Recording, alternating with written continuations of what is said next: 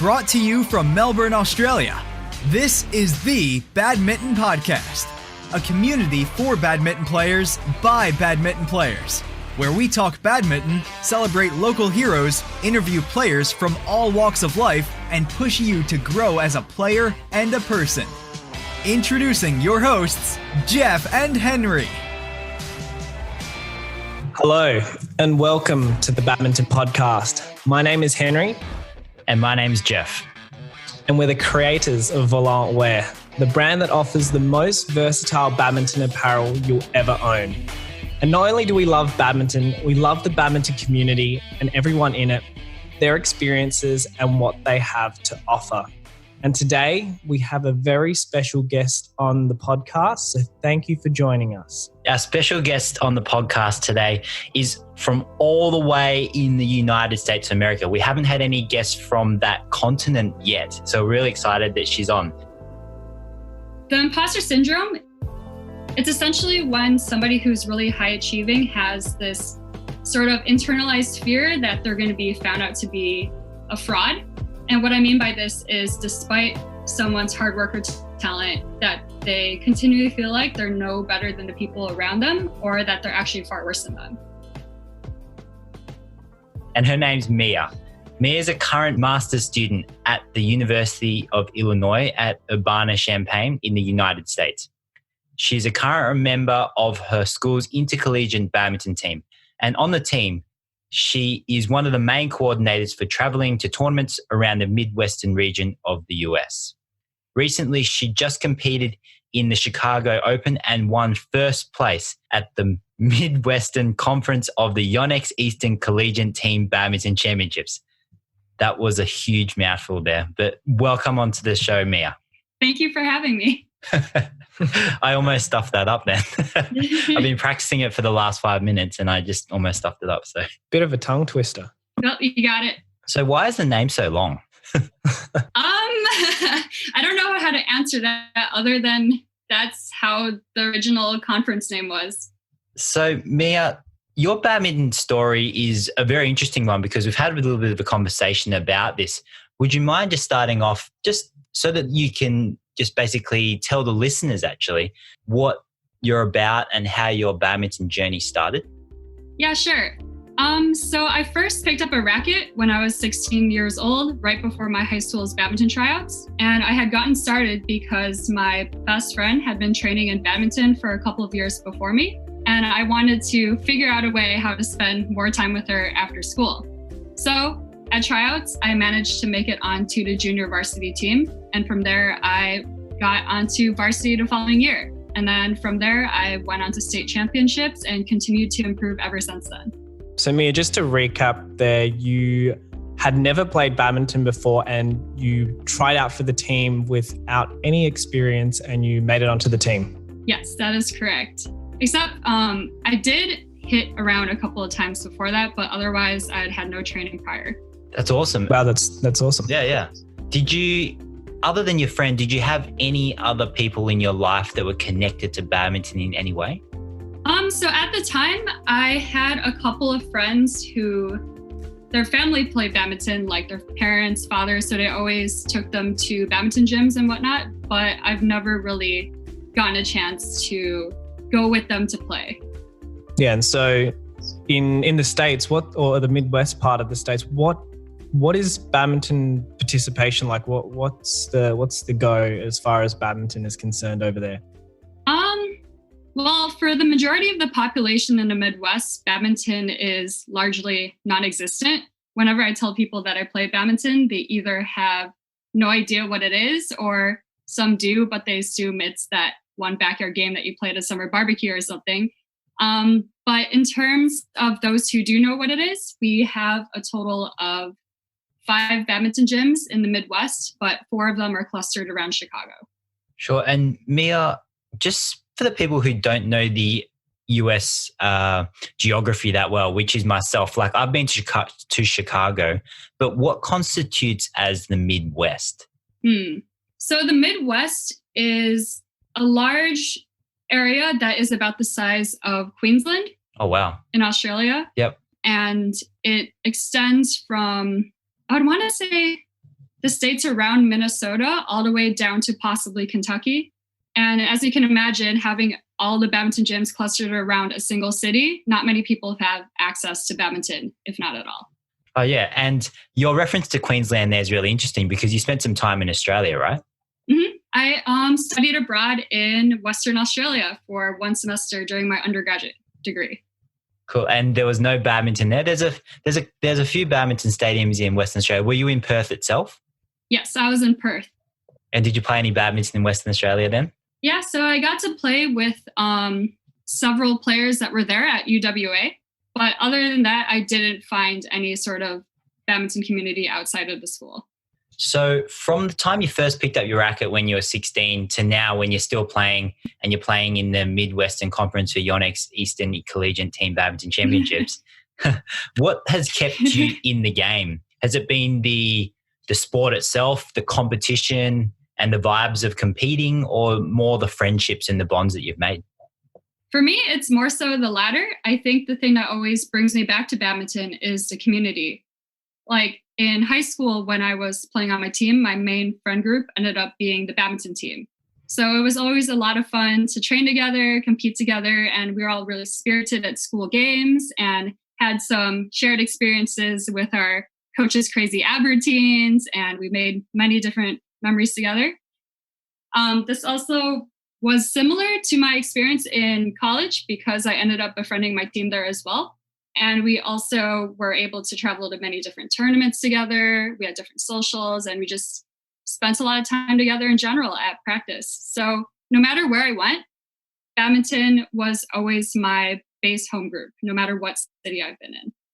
That's really cool. And certainly I think for myself and maybe Jeff can speak to that as well, is that there's a group that you would spend time with that you've met from badminton, and they're your badminton friends, and that sort of, they follow you through life. For your friends, when you met them or when you were with them in high school, did they follow you on to the same university as well, or did you have to part ways? For our high school, a lot of them did end up going to the University of Illinois because that's our major state school. But I would say only a small percentage of them continue to play throughout college. Yep. So you'd have to develop new friendships as you went into the university and played for the badminton team there as well, right? That's correct. And one thing that's really interesting is the University of Illinois has a lot of international students. So we had a lot of players coming from Europe as well as Southeast Asia and China. So it was really interesting to mingle with a bunch of different cultures and play with people with a bunch of different skill levels. Yeah, that'd be super challenging. I would expect from some of the countries that the players come from, the standards of badminton would be potentially significantly higher than it would be in the Midwest. And talking about the standards of badminton in Chicago, is there how does one learn badminton if the participation is so small? How do you go about becoming good at the sport? How did you go about learning the sport? So to be honest, the way that I got in a more competitive level in badminton is in college when I started playing against these individuals who were higher skilled. For people who have not entered college yet, we only have girls teams in high school who play badminton. We don't have a boys team here. And otherwise, if you want to become good at badminton, you would go to one of those 5 badminton gyms I was speaking about earlier. And even so, a lot of those players, they end up being girls because there is no real competitive area that men players can go to besides open tournaments throughout the year. So that's really strange. So in the associations or in the badminton halls around there, the 5 that you said that there were, are there more male or female players there? Because it's really interesting for us to hear that at the school there was more female players, because generally in Australia there's usually a lot more males. That's really interesting. I would say at the actual badminton gyms, those who are taking coaching lessons are female. And typically those people go on to junior national level, but there isn't a lot of males because they don't have a way to sort of feed into the sport, because in high schools, they don't have a men's team. So they don't have much reason to train otherwise. Why do you think that is, Mia, that there is a strong guess, dominance of females in the sport of badminton in the Midwest compared to other sports? I think this is the case because, as you may know, American football is very popular in the United States. And I think what the Illinois High School State Association did to balance that out was to add in a sport explicitly for females. So that may have contributed to the factor of why there's more female players. But I think in general, there's just a lack of badminton throughout the Midwest. Yeah, and I know that American football is really, really popular there. Because from my understanding, if you're a really good player in American football or say basketball, there are quite a lot of scholarships and things you can get for school. Is there anything of the sort for badminton in the US? So as of right now, there are no real scholarships if you play badminton unless you're an Olympic athlete. But for those who go to university in California, there are some schools that have varsity teams and they will sometimes sponsor athletes to come to their university. Yeah, as far as I'm aware, the badminton basically culture and the awareness and participation there in California is a lot higher. Where are the other pockets in the US where badminton is more popular?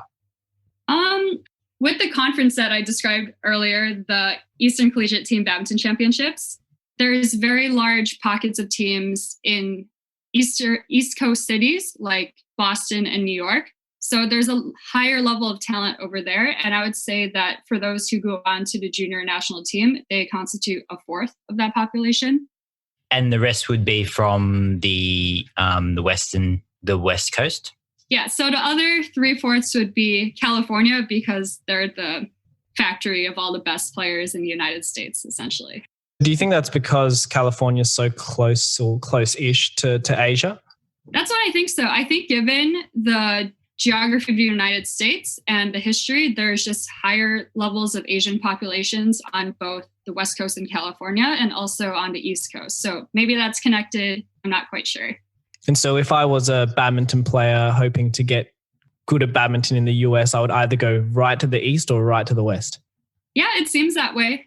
I think in general for the East Coast, it's all mainly based in the university, so you'd have to play there. But on the West Coast, there's boundless opportunities for training centers with athletes from Southeast Asia and China coaching people. So there's a lot more opportunity in California in general. Yeah, I agree. There's quite a few of the badminton players that I used to play with back in the day, and we were traveling overseas, and they are based in California and they're doing a lot of coaching there. And I do believe there's a lot of coaches out there and a lot of students as well. So Mia, just coming back to the fact that there's potentially more Asians or more people with Chinese background or heritage in that area, and that may constitute to increased participation in badminton. What is your background?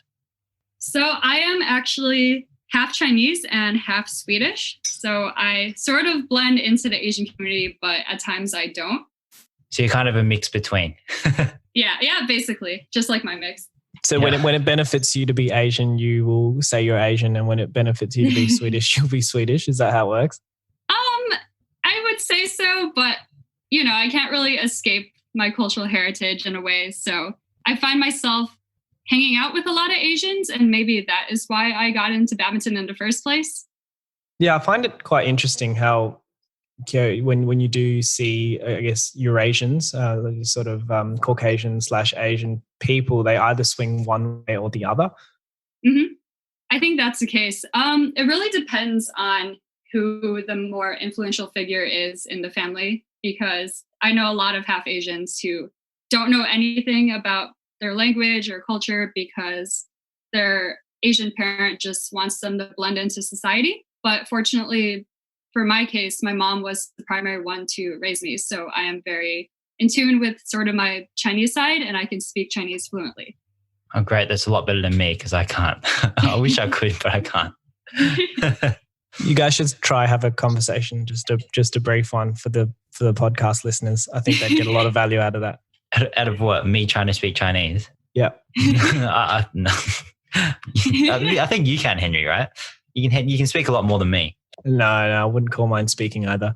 We'll skip this part. All right. You can read a few characters. Moving on. So Mia, after starting badminton and what it's basically done for you in your life, how do you feel that it's like helped you, held you back? Where do you think you would have been without badminton? And do you think that it's played a big part in where you are right now? So I think in general, badminton has played a large part of my life because it has been the foundation of a lot of my friend groups. And I think because it has been that foundation, it's led to me becoming a lot more involved in different organizations during my undergraduate career. So I was in a lot of different leadership positions, mentorship positions, and things like that. And it also sort of built my confidence in a way because, like I mentioned earlier, I was not formally trained in badminton. So I, in a way, started late. And because of that, I learned that regardless of my skill level or experience or resources, that if I want to try and dive into something and I have dedication and passion, I can just put in my effort and I'll be able to reach the level that I want to achieve. So Mia, being quite new to badminton, and especially because you're in the Midwest where there's not a lot of badminton around you and it isn't a big sport, what did you find were the main challenges for you to learn and get better at the sport and basically in your life as well? So in your academics, in your studying, what did you find the biggest challenges were for you? So for badminton, I think besides finding ways to improve without a coach, the biggest challenge for me is believing that I'm good enough to compete at a higher level in tournaments. In my mind, I lack the foundation for both form and strategy, and I'm just relying on things like luck or athleticism to win points. So in a way, I feel like I have a bit of imposter syndrome because I feel like if I only got training when I was younger, then I would be able to compete in higher levels of tournaments now. And this sort of also applies to my academic career because I've made a switch from my undergraduate degree of statistics to my master's degree in human resources. And the reason why I made the change in the first place was when I was participating in a full-time job search for data scientist roles, the recruiters were glazing over the roles that I cared most about in my resume. And these were the leadership positions that I've had in my different student organizations. In general, they didn't care. So that's when I knew that I was in the wrong field. So I had a friend who told me about the master's program here at my university. And I felt like it was a good match. But while exploring the program and talking to friends, I always felt this sort of fear that because I originally started in a STEM field, being statistics, that I wouldn't be a good fit. And this led to me asking a lot of questions to my friends in search of validation, or like, in what ways do they think that I would be a great human resource professional? So yeah, those were probably my biggest challenges, and I could probably go into further detail about how I got over them. Yeah, thanks for sharing, Mia. I mean, just to, I guess, go back a little bit before we explore this further, for those that are listening, what is imposter syndrome that you mentioned earlier? So the imposter syndrome is actually a term that was coined by Dr. Pauline Clance in 1985. It's essentially when somebody who's really high achieving has this sort of internalized fear that they're going to be found out to be a fraud.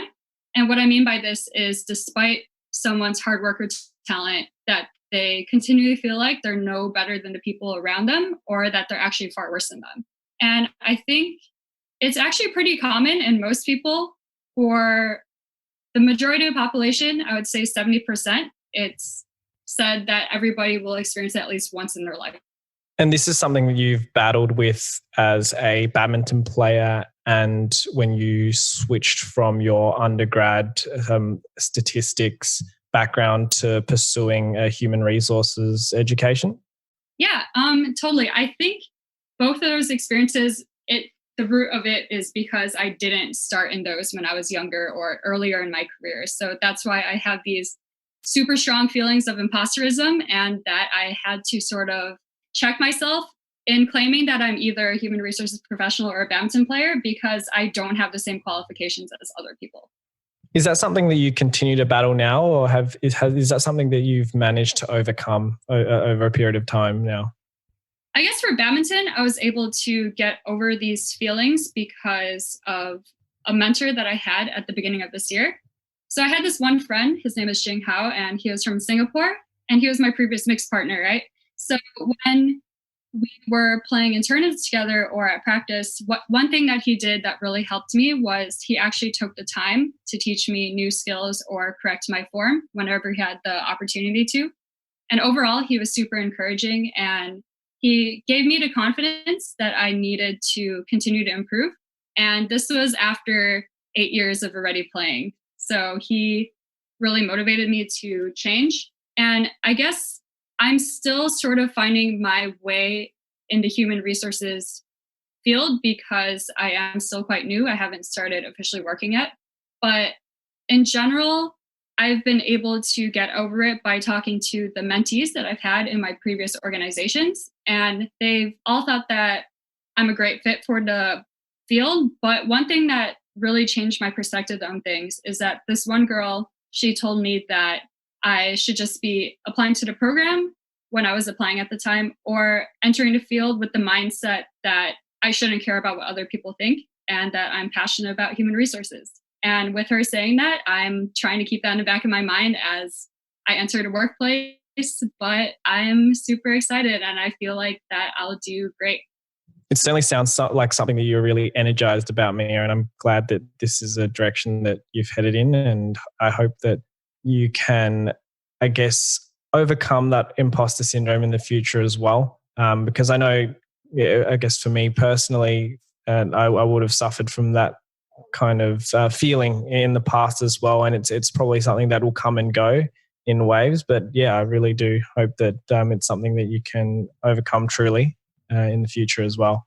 And I can definitely say that I have suffered from it, and I still suffer from it. I don't think it's something that's directly something that's negative at all times, though. I think that having some of it is healthy in that it does push you to grow. It does push yourself to do bigger and better things and to keep developing yourself.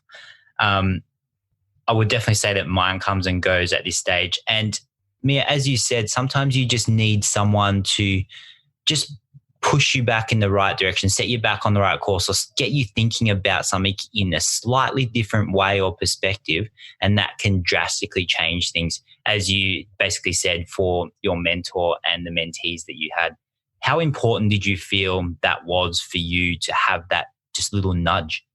Honestly, I think it made a world of difference because a lot of the imposter syndrome, it won't be fixed if you just stay within your group. You have to have some sort of outside perspective that can give you an encouragement and show you the big picture that you do belong in the position that you're in or the goals that you're trying to achieve. So overall, I think that having a support system is probably the key way to defeat imposter syndrome. Yeah, and have you noticed the more you've told people or opened up about this, have you noticed more and more people saying, hey, I feel that too? Yeah, I think so. Especially with people who are on my badminton team. I've actually recently talked to them about imposter syndrome. A lot of them agree that because they're a little bit lower level than most of the team that we have here, that they feel like they either got in through luck or that they don't deserve to be here. But they've actually improved so much from when they first started on the team. So they definitely do deserve their spot, but it just takes another person to encourage them and just reaffirm that they're there for the right reasons. I think that's really good because basically the higher you get up and the better you get, it doesn't matter how good you get, there's basically always going to be someone better than you. And if there's not many number ones in the world, so no matter how you look at it, you can always look at things and say, hey, someone's better than me. I'm a fake, I'm a fraud, I've got imposter syndrome because of that. But just a bit of perspective, like you said, is to see how far you've come and just to remember that it's not a race to the top for everyone. So everyone develops at different speeds. Everyone's got their own story to tell. And even if they're higher or faster or further along in the race than you are at one thing, it doesn't necessarily mean that they're better off in another thing. You might be way ahead in another thing. Not to say you need to compare, but just a bit of perspective there that it is about looking back and seeing how far you come rather than saying, hey, I'm not good enough. I don't deserve to be just because I'm not the best player in the world or at this tournament. Because the more you go to tournaments and the higher tournaments you get, you're going to go to a higher tournament and you're not going to be the best there. So you have to work through it all again. So I think that's really important. Following on from that, it's like you said, that at the end of the day, your only competition is you. And it's important to see, how we were yesterday compared to how you are today. Obviously, you can look a bit further back, but just I'm sure, Mia, you would have come a very long way since you started badminton at the ripe old age of 16. And since you finished your undergraduate as well, you would have taken leaps and bounds towards, being a better badminton player and being, more of an expert in the field of human resources as well. For sure. Now, Mia, with the imposter syndrome itself, just so that someone out there listening, they might not recognize if they have it or not, or they might be thinking, do I have it or don't I? So for you, what did the imposter syndrome feel like to you? So yes, you might feel like you don't deserve to be there or that everyone's better than you or you only got there by luck. But for you personally, what was the most, say, debilitating or the worst feeling of it? And what were all of the different sensations or thoughts, just so that if someone listens, they can basically resonate and put themselves in your shoes or put themselves in basically the same position you were in and say, and recognize where they're coming from? That's a good question. So I guess it's sort of different in both contexts for badminton and my studies. But for badminton, I definitely had this looming fear that was over my shoulders that people thought that I sucked. And that always sort of followed me around throughout my badminton career, even though I've been playing for 8 to 9 years already. It still affects me. And I think this is the way because a lot of the times when I have conversations with people, the way that they comment on somebody's skill is based off their form and game sense. So because they've been saying that, it's always made me feel a little bit paranoid about, am I hitting the shot right? Like, am I having good form, even though I'm doing just fine in games and whatnot. As for my career, I guess the feelings that I experience is a sense of not belonging. So in a way that I feel a little bit guilty that I possibly took somebody else's spot in the program because I've had such a different background. And I feel like a lot of people who are in my program, they have had experiences where they took classes in things like business or psychology and things like that. And I have none of the foundational knowledge that they have. So it's just overall a large sense of paranoia and anxiety for both situations. And it doesn't feel great. I can't agree more. Sometimes it feels to me like it's very debilitating and you just don't want to do it because you're too scared of what other people will think. You're too scared of failing and people looking down on you for it. And I do think a lot of it just comes from that fear of judgment from other people. I mean, other than what we've discussed, and I know that you do talk about this with your friends and being the main topic of this podcast, is there any other information about the imposter syndrome that you can basically tell the audience or inform them about that we haven't already discussed? So I think maybe 3 different things that are important to know for getting over imposter syndrome is a couple of tips that I have is the first one, like I said earlier, is I had a mentor. But in terms of the other 2 tips, I think what's important is to also not compare yourself to others. And finally is to never hold back from participating. And I think this is the most important point because the leap that most people get in imposter syndrome is whether or not to continue because they do feel like they don't belong. And the best way to get through it is to just keep on trying at it, challenging yourself. And even if you do make mistakes or lose, that once you look back and see how many challenges that you've taken for yourself, then you'll start to reaffirm for yourself that you actually do belong where you are. Yeah, I think those tips are really critical. And one I want to add, and probably maybe the simplest out of all the ones that you've already given me, is just being aware of it, I think, is really important, and being aware that you're not alone, because there are so many people out there who feel the same way. And quite often they're probably more worried about what you're thinking of them rather than actually thinking bad things about you, because they've got imposter syndrome themselves, because I think it is very, very common. Mm-hmm, for sure. And Mia, with that first tip that you're talking about, having a mentor as well, is there anything in particular that your mentors have told you in the past that has stuck with you until now? I think one thing that stuck with me, especially from my mentor in badminton, is that, I guess for the both of them, is to not care what other people think, because who are they to say about your skill and abilities when it's your own decision to decide if you want to improve that, or you essentially can control your own fate. Have you heard of the phrase mediocrity attacks excellence? I have not. What does that mean? Oh, it's something I heard. I forget when I actually heard it, but it's funny because when people talk badly about other people or judge other people, oftentimes if you're terrible at something, you're not very good at something, people often won't judge you until you've actually become quite successful. That's why it's sort of mediocrity attacks excellence. Oh, that's really interesting. Because a lot of the times when I do hear people complaining about another person's skill, is they're not the best person on the team. They're usually somebody that's near the middle or second highest position, where they have these sort of feelings that, they're better than somebody, or that somebody doesn't deserve the spot that they're in. Oh, yes. I suppose that does happen as well, doesn't it? And at the end of the day, I think just results will speak for themselves. So having those thoughts isn't going to make the team any different, or that person any better, or you any better in doing it. It's just something that, we often do for a kind of like a self pump up or self basically preservation kind of thing, where we're protecting ourselves and putting the onus on other people and blaming them or judging them.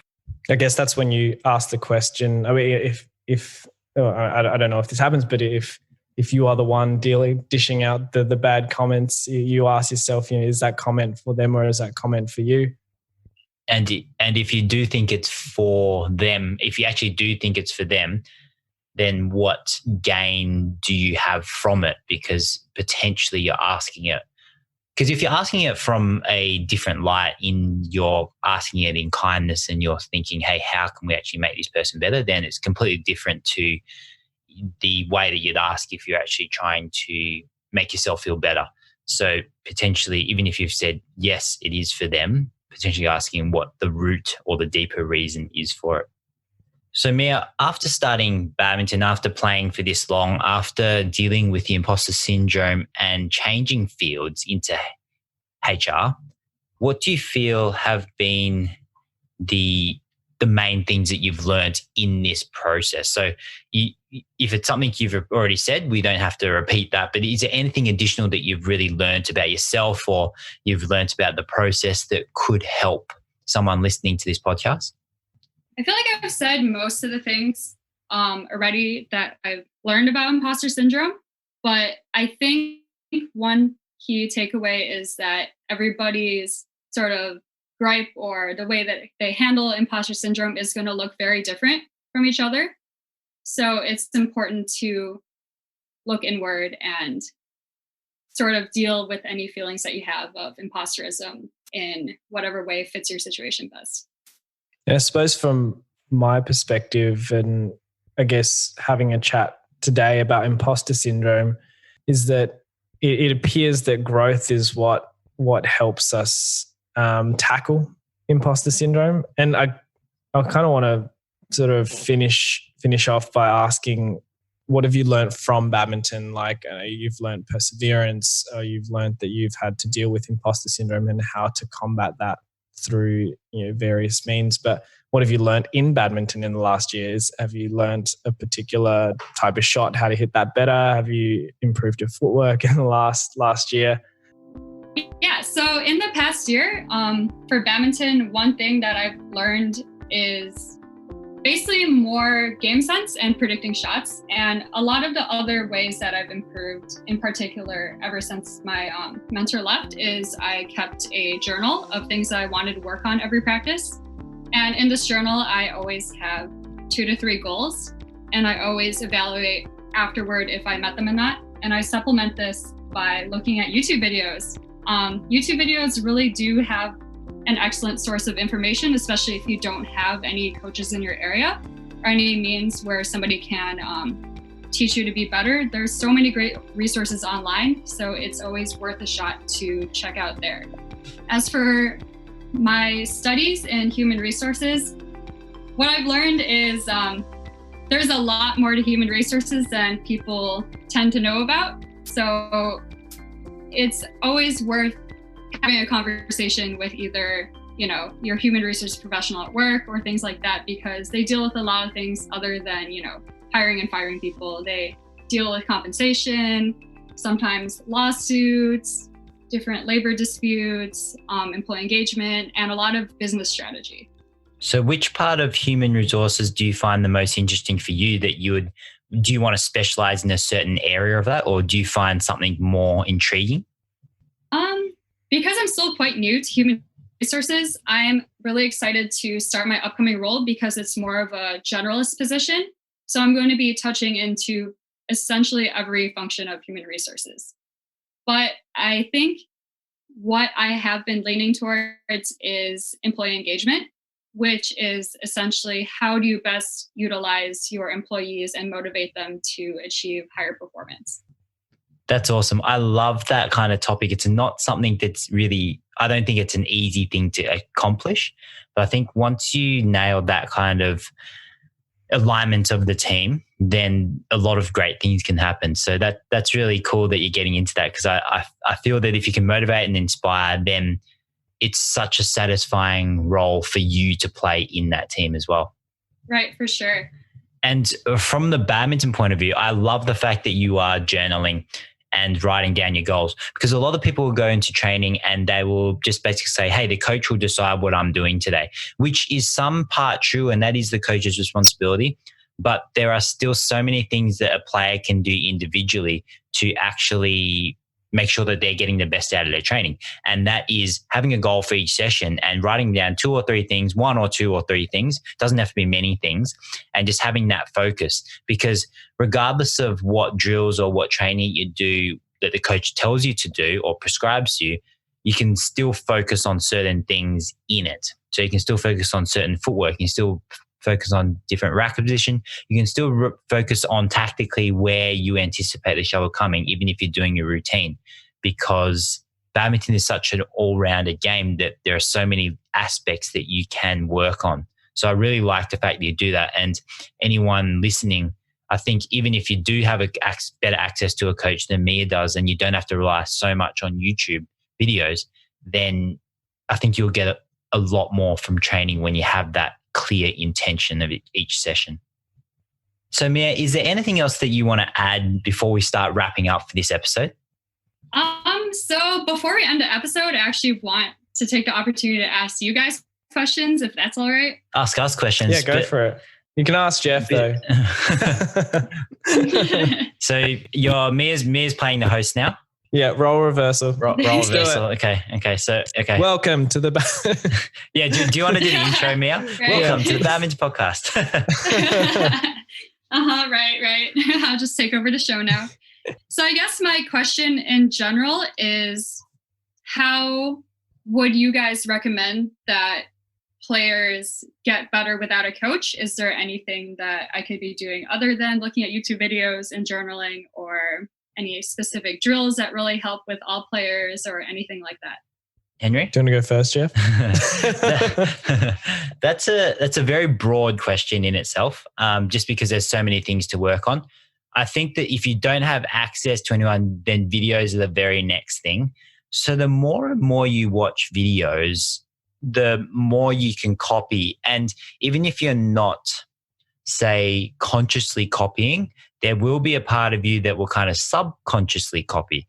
And the reason I say that is because when you go and train overseas, if you get the opportunity to go train with some really good players, you go to Asia, you go to Europe, and you train with a lot of the players, when you watch them play, it kind of rubs off on you, and you'll actually start to notice that you'll do things that they're doing without you actually training it. And that's what is called basically proximity, and proximity is power. So being amongst that group of people is really important. But when you don't actually have that, then videos are the very next thing.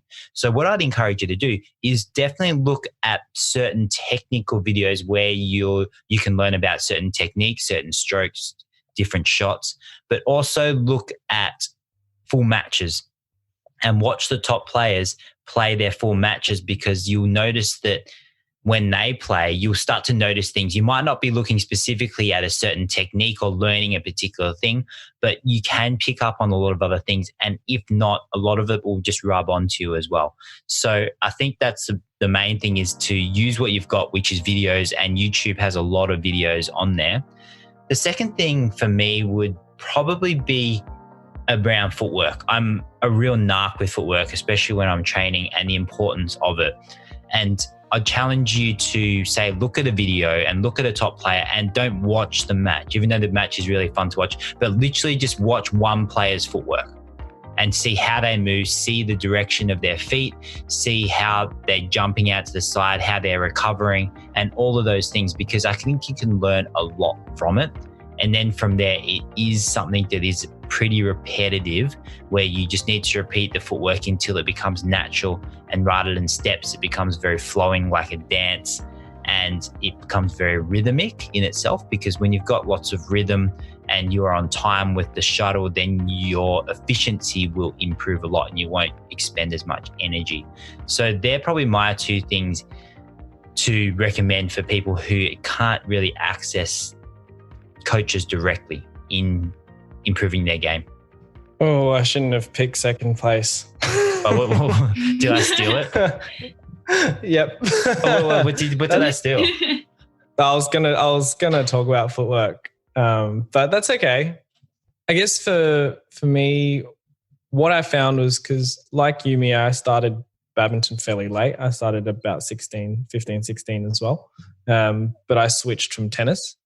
And it was sort of learning the nuances of the sport that really helped me transition over. There was a lot of similarities to tennis, but then there was a lot of small things that were a little bit different about badminton compared to tennis. And it's just figuring out what those things were. And yes, that might be watching professional players, hopefully by proximity, but if you can't, definitely watching videos, and you can really tell there's subtleties about the sport that you won't really know unless you actually watch a professional player or you've been trained professionally. The other thing, and I'll touch on it as well, that Jeff mentioned was footwork. Now, Jeff is very narky about footwork, and I know my footwork's terrible, so it's not really like my thing. But I know how important it is, because when you get there early enough, everything else becomes easier.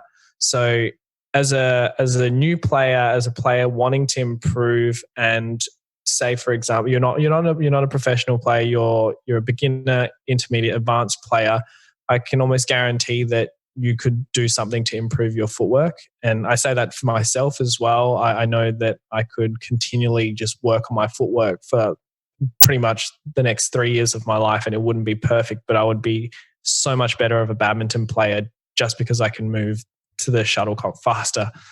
So yeah, I can't stress the importance of that enough. And yeah, I think match play for me was really important, and just getting on court. Sometimes you just got to have some fun and just play the sport and just get involved.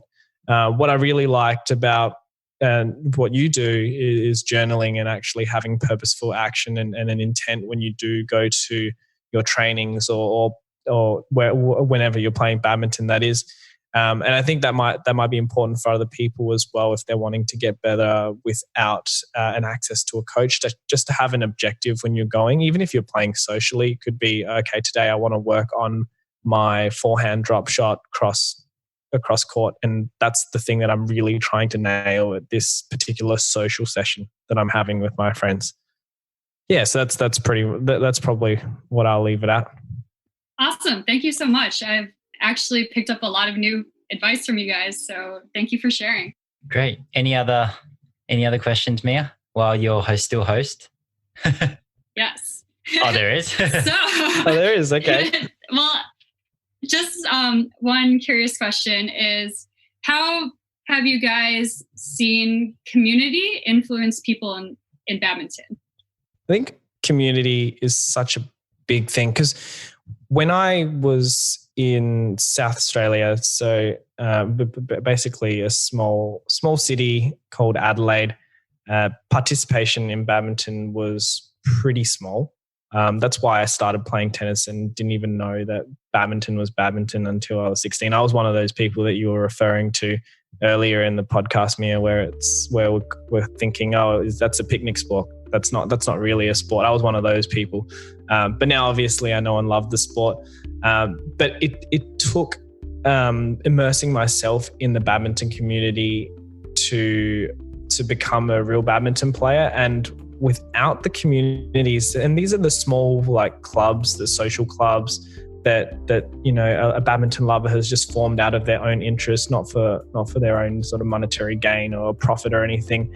They're the ones that are actually those small things that they do actually help to expand the sport and to bring the sport into the limelight a bit more than it has been previously. So I think community is very important for badminton as a sport and how it's going to continue to grow as a sport in the future as well. So I would suggest that if anyone out there is interested and wanting to play more badminton and there's just not much badminton going on where they are, start a social club. I think it'd be a really good idea. It seems like a lot of work, but it certainly is a worthwhile venture.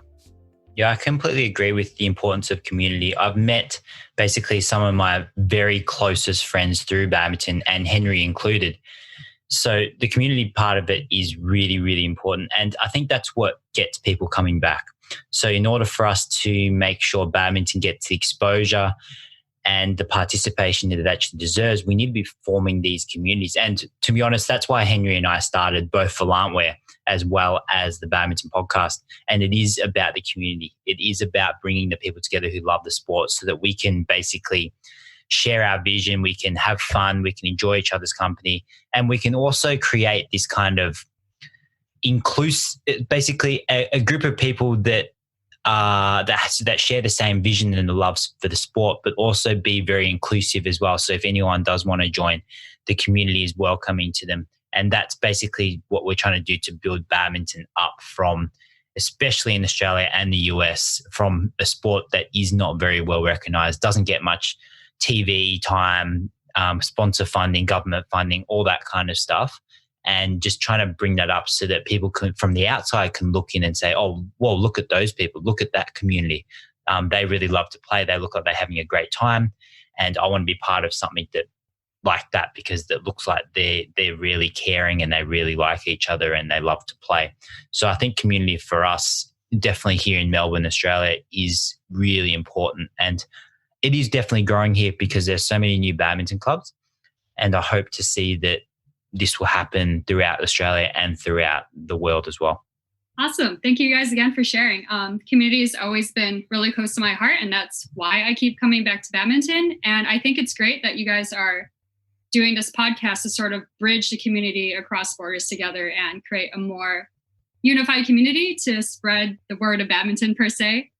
So it's really cool. Thank you guys for having me on this podcast. Thanks, Mia. And one more thing I just want to add is that the reason that we're doing the podcast also is just to speak to everyone. So it's not like you have to be the world number 1, number 10, number 100 to be on the podcast. We want to speak to people who just started, who are umpires, who are fans. They don't play much, but they just love the sport, because it is just about bringing people together. And it's not about that separation. It's not about that judgment. It's not about people feeling like they're not worthy to be on the podcast, because everyone who loves badminton is, and that's the way we want to keep it. Well said, Jeff. Nothing to add there, Henry? No, nothing to add. I think you've said it exactly how I'd like to say it. All right. No worries. So we're just going to wrap up here, Mia. So thanks so much for being on the podcast. Oh, yeah, of course. It was a pleasure. I really enjoyed today's podcast because we spoke about something that I think a lot of people, I'll maybe say the word suffer from, or basically just deal with, and that's imposter syndrome. And for me, I think it's really about the importance of recognizing when you feel that way. And once you recognize it, you know that you can overcome it. And the way that you can overcome it is basically through the things that Mia discussed. One of them being getting a mentor. Second thing is making sure that we don't care too much about what other people think. It's not basically saying that you need to be unpleasant or a bad person or anything like that because you don't care what they think, but just taking what they think with a grain of salt. And at the end of the day, they might not have been thinking what you think they're thinking. It's just what you perceive them to be thinking. So I think that's really important to understand you're not alone, and there is basically a way that you can manage it and drive motivation from it and basically achieve your goals that way. Look, I agree with what Jeff has said there, and certainly think that those are very important points highlighted in this podcast. But something that I really like about Mia and her story is her ability to take on challenges and persevere and get over the imposter syndrome. She's obviously, like Jeff mentioned, many people suffer or do feel imposter syndrome from time, like myself at times. But it's important, and what I can tell from her experience is that the actions that she takes in response to that has really given her some really remarkable results in her badminton life as well as her professional life. And she just is a very nice, down-to-earth person. And we're so lucky to have her onto the podcast. So for everyone tuning in, thank you so much for listening to this episode of the Badminton Podcast. We're here, like we always say, to help you and push you to grow on court as a player and as a person, whether that be in your personal life, your career, or all those aspects that are really important. So make sure you keep sharing the podcast with people that you feel will benefit from it, and for people who would be awesome in our community, because that's what we're about at Volantware and at the Badminton Podcast. Because at the end of the day, we want to form these groups and communities to show the world how incredible our sport is and how awesome all the people are who play it really are in their lives. And just like Mia, we are more than happy to share our love with you across borders. So please get in touch with us. Please listen to us. And if you want to be a part of the community and you want to come onto this podcast, please reach out, because we'd love to have a chat with you and love to have you on as well. So thanks again, Mia, for coming onto the podcast. And for the audience listening, if you want to connect with us, you can connect with us via social media on Instagram, Facebook, YouTube, LinkedIn, via our social media handle, VOLANTWEAR, or on our website, www.volantware.com. Until next time, please continue to share your love for the sport. Thanks, guys. Bye. Bye. This podcast was brought to you by Volantware, the most versatile badminton apparel you'll ever own.